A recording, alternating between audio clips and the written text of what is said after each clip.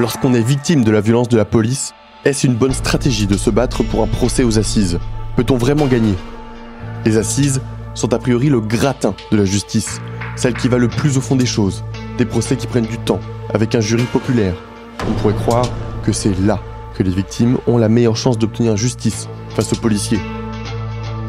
En réalité, sur les 20 dernières années, tous les procès pour violences policières aux assises se soldent par des acquittements ou du sursis.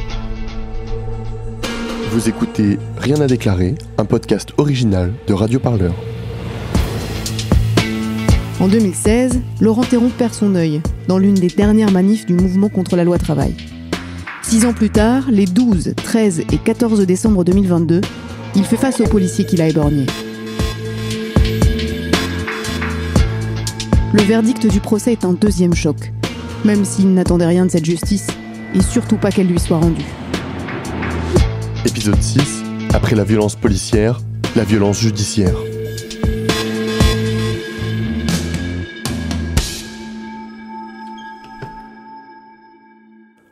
« 15 septembre 2016. Nous sommes place de la République avec les copains. C'est la toute première émission de Radio Parleur, le son de toutes les luttes. Sur radioparleur.net. Bonjour à tous, bonjour à toutes. Bienvenue, vous n'êtes pas sur Radio Debout, vous êtes sur Radio Parleur. Radio Parleur, c'est une grosse manif de rentrée et les gens sont heureux. Je suis convaincu que dans 6 mois, on sera là peut-être un petit peu comme vous avec Radio Parleur, avec une manière de prendre un petit peu notre autonomie, ou trouver un peu, si tu veux, une seconde... Et en même temps un peu dépité, parce que le mouvement contre la loi travail qui a engendré Nuit debout et l'occupation des places est en train de s'éteindre gentiment depuis l'été.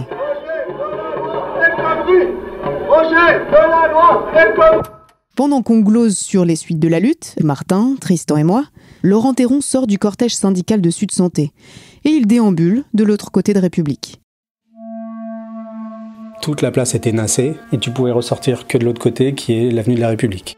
Pas loin de 40 000 personnes arrivent sur la place. Avec Sud, on était devant ce jour-là. Derrière, c'était la CGT et ils arrivaient, les gars, ils poussaient pour qu'on avance, quoi. Bon, moi je vois ça, je me dis, j'ai pas envie de me faire écraser, puis j'ai pas envie de partir. Il y avait des food trucks, il y avait à bouffer. D'abord, il y a un premier cordon de CRS qui vient se mettre en place. Ils s'installent, ils se mettent 5 par 5. Voilà, ils sont là, ils ont une cinquantaine. Je passe devant, je passe derrière, enfin vraiment, tu vois. Et puis ces gars-là, genre 5 minutes après, ils font une première charge. Ils touchent personne. Donc les gens, ils voient ça, ils reculent forcément, tu vois, sur la place. Puis, dans l'autre sens, t'as une autre charge. Genre 10 minutes après, quoi. Et personne qui fritait, on comprend pas. C'est le moment où nous, avec notre petite console et nos petits micros, on commence sérieusement à flipper. On essaie de retrouver nos reporters. On repasse l'antenne à Guillaume et Victor, qui sont dans le cortège. Juste le temps de plier le studio pour protéger le matos. Car les flics sont tendus, et la manif est loin d'être finie. Il y a eu beaucoup de répression. La police, il a été très agressive dès le début. Vous avez vu les provocations ? Il est 16h53. Dans la troupe de CRS, il y en a un qui a une grenade de désencerclement dans la main. Il est nerveux, Alexandre Mathieu. Une bouteille éclate à côté de lui, du moins c'est ce qu'il dira. Alors sa grenade, il la jette au pied de Laurent Théron.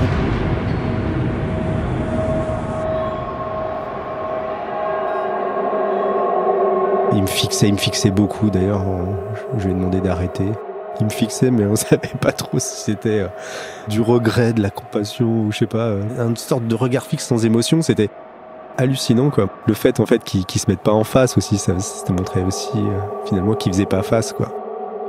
Il a fallu plus de 6 ans pour qu'Alexandre Mathieu refuse de faire face à Laurent Théron au tribunal de Paris. Aux assises, les procès des grands crimes, meurtres, assassinats, crimes sexuels. La société n'y est pas représentée par des personnels de justice, non. Elle y est représentée par un jury populaire.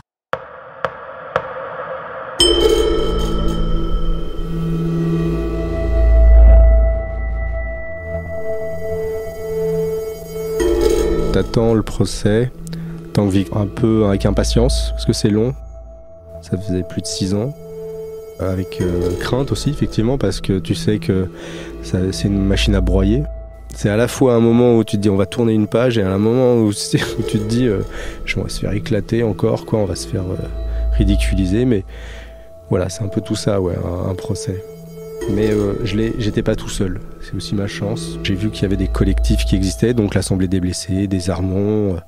Mon histoire était aussi dans cette suite aussi de lutte. Pour moi, c'est très important. Je m'en suis aperçu vraiment au fil du temps qu'en fait, si j'avais un procès aussi, c'était une chance. Et historiquement, c'est pas souvent qu'il y a des policiers au tribunal, encore plus rare aux assises. À la fois, c'était prendre en marche un train qui était déjà lancé, parce que d'autres avaient lutté avant. On va remonter loin, puisque la lutte contre les violences d'État remonte à très loin. En tout cas, si le MIM n'avait pas le mouvement de l'immigration des banlieues, si dans les années 80-90, ils n'avaient pas déjà mené cette lutte, recontextualisé historiquement, socialement, ce que c'est la police, ce que c'est la justice en fait. Puis tous les autres combats, je pense à Ramata Dieng avec Vivolé, bien sûr, avec laquelle on est vraiment super liés, super proches. Et toutes ces histoires-là, moi j'ai pris ce train-là en marche, quoi. Mon histoire est liée aux leurs, de par déjà les coupables, de par la douleur, de par toutes ces choses qui nous unissent en fait. Un procès aux assises, c'est dur. On y fouille la vie des protagonistes. L'avocat général, avocate et avocat des parties civiles et de la défense décortique les quelques secondes du geste d'Alexandre Mathieu en d'infinies petites secondes, millisecondes. Et quand tout le monde a la tête qui bourdonne dans cet océan de détails, tous les retournements de situation sont possibles. Pendant le procès, il y a pas mal de moments où on se dit ça va dans le bon sens. Enfin, moi j'ai trouvé les témoignages, enfin il n'y a pas que moi, mais le témoignage des policiers était juste ridicule. Parce que totalement décalé de la réalité, enfin c'est des pluies de cocktails Molotov, quand ils parlent de la manif à ce moment-là, quoi. On a l'impression que c'est, enfin voilà, ils décrivent des scènes, c'est la Syrie, quoi. C'est alors que il y a un truc dont on est sûr, c'est qu'ils jettent en tout et pour tout, sur toute la journée du 15 septembre, 8 grenades de désencerclement. Donc on se dit, bah ça fait pas beaucoup en fait, parce que quand on voit Notre-Dame-des-Landes où c'était 11 000 en une semaine, 8. Donc en fait, il y a un gros décalage. Et puis même au moment où on montrait les images, même la présidente qui lui dit « Mais c'est pas tout à fait les déclarations que vous avez faites il y a 6 ans, monsieur, je vais vous les relire. » Et le mec, il dit « Si, tout à fait, on montre les images alors. Hein. » Et puis pareil, les images montrent tout à fait l'inverse. « Mais si, regardez. » Enfin voilà, des choses qui nous faisaient dire un peu, voilà, ça va dans le bon sens et ils sont juste ridicules. Ils disaient tous la même chose en plus. C'était du copier-coller, comme leur déclaration dans le dossier, en fait, c'est du copier-coller. Ça, c'est un peu, c'est récurrent, c'est systématique dans les procès, c'est-à-dire que justement, pour justifier leur acte, ils sont obligés de décrire des scènes, des individus absolument, voilà, les yeux injectés de sang, des couteaux entre les dents. Voilà, ils sont obligés de décrire des scènes absolument hyper violentes, alors qu'en vérité, il se passe quasiment rien, quoi, en vrai. De base, la violence policière, elle se justifie par, effectivement, en face, une violence, voilà, du peuple, où qu'il soit, quoi, quartier populaire, manifestation. Voilà, c'est la justification du discours de la domination en fait, c'est qu'on caractérise l'ennemi en face comme étant terroriste, violent, voulant tuer, etc. alors que qui est armé, qui est protégé, qui est suréquipé, surentraîné, c'est évidemment c'est la police qui ne peut justifier son action que par ça en fait. Elle est faite pour être violente, donc il faut qu'il soit violent. Donc en face, faut que ça soit violent aussi, quoi, même s'ils le sont pas. Donc voilà, c'est tout à fait le discours habituel de décrire une foule absolument assoiffée de sang, quoi.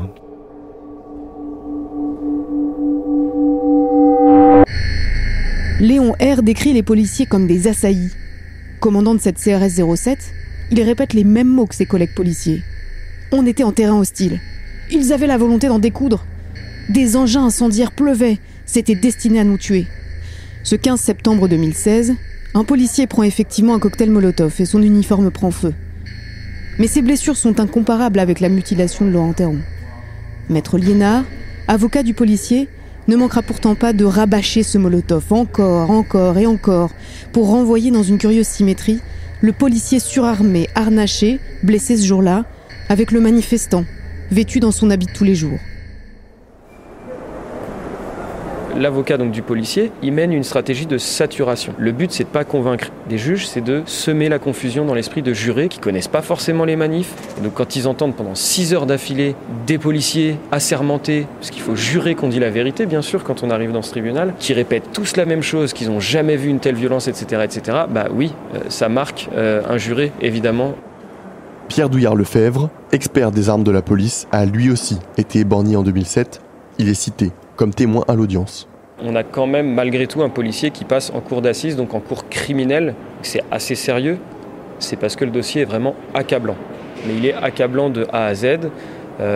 Tous les éléments montrent que Laurent est dans une fin de manifestation qui est en train de se disperser, place de la République, main dans les poches, qu'il y a une équipe de CRS qui charge et qui jette une grenade en l'air de façon totalement illégale, qui vient lui exploser l'œil immédiatement.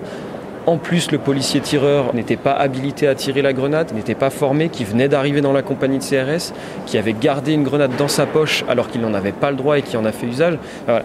Dans ce dossier, tout est absolument accablant, ce qui fait qu'on arrive en cour d'assises. Mais malheureusement, le déroulé des débats est mené comme sont menés malheureusement beaucoup de procès, c'est-à-dire en donnant énormément de place à la parole policière et très peu à la parole de la victime.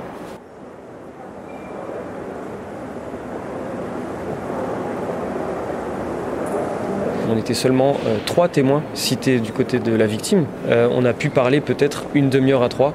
On a tout de suite été interrompu par la présidente alors qu'on venait avec une expertise sur les armes de la police qui n'a pas été développée dans ce procès. On venait expliquer à quel point cette arme était dangereuse, aléatoire, c'est-à-dire qu'elle peut frapper à n'importe quel endroit du corps, que c'était une arme de terreur, elle vise à faire peur et la blessure de Laurent, c'est ça. Ça vise à dissuader les gens de manifester et ça on n'a pas pu le dire puisque la présidente nous a coupé tout de suite.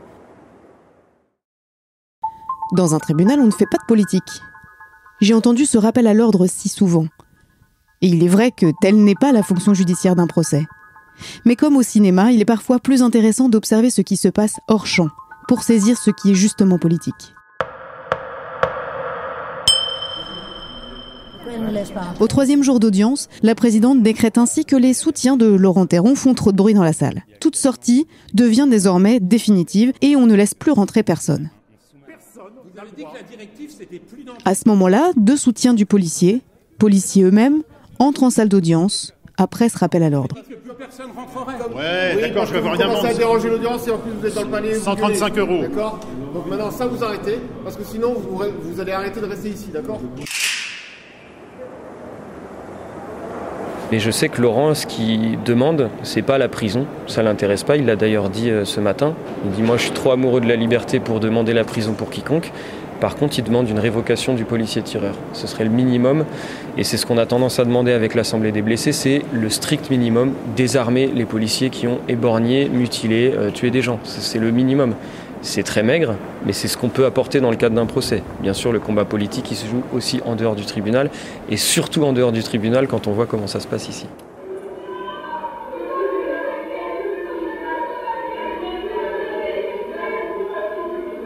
Il s'est passé quelque chose quand même au moment de ce verdict, qui arrive au bout de 3 jours d'audience, où on est tous et toutes assez fatigués, parce que c'est éreintant aussi un procès, et où le procureur requiert longuement, j'en failli s'endormir.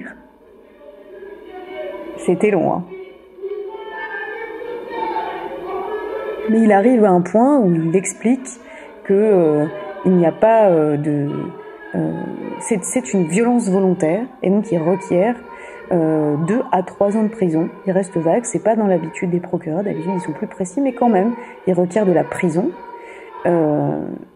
Et derrière, le jury se retire, ça dure pas si longtemps. Ça dure une paire d'heures, 2 heures, 2 heures et demie peut-être. Ce qui est assez court en fait. Est-ce que tu t'attendais toi au verdict que le jury a prononcé ?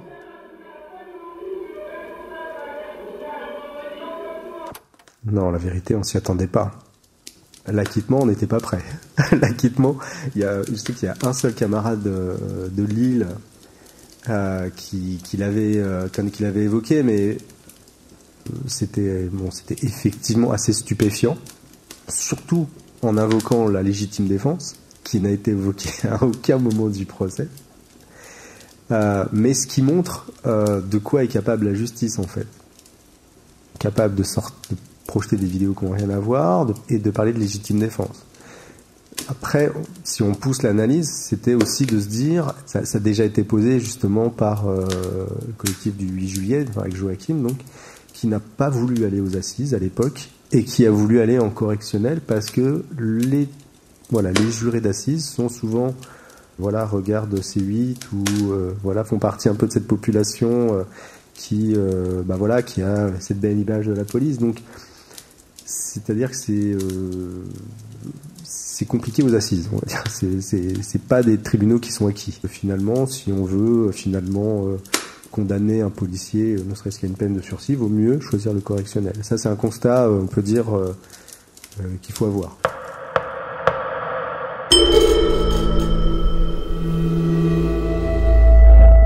La stratégie de Maître Linard a fonctionné.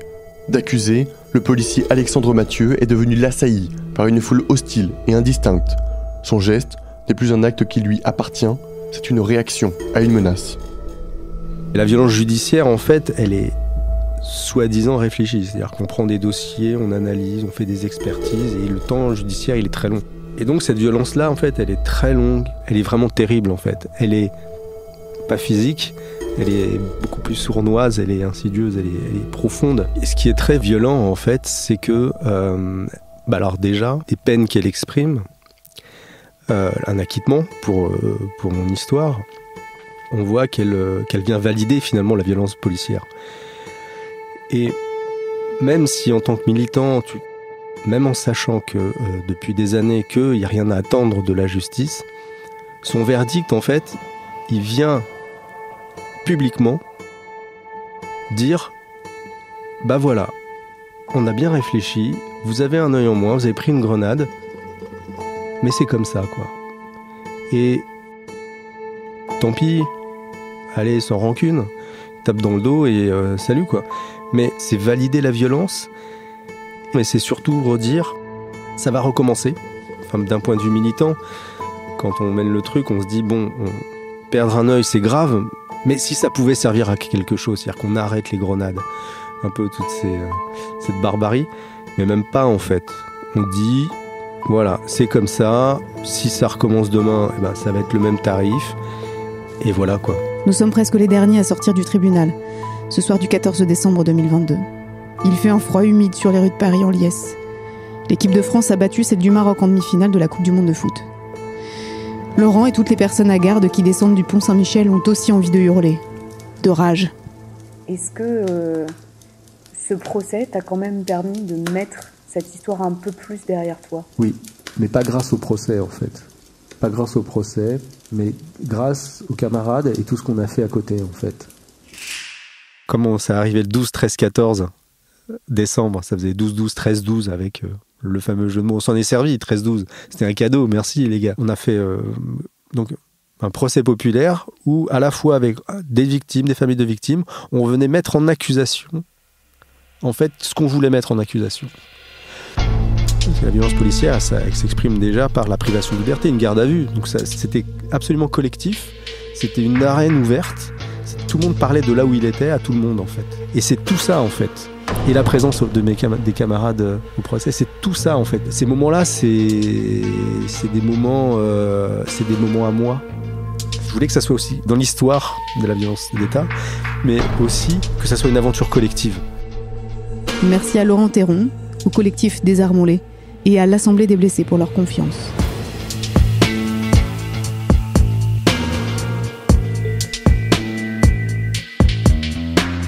Un épisode écrit et produit par Violette Voldoir, avec la voix de Pierre-Louis Collin. Réalisation, Arthur Faraldi. Dans le prochain épisode, nous quitterons les tribunaux et irons faire un tour du côté des commissariats pour un épisode sur la garde à vue, son institutionnalisation et sa critique.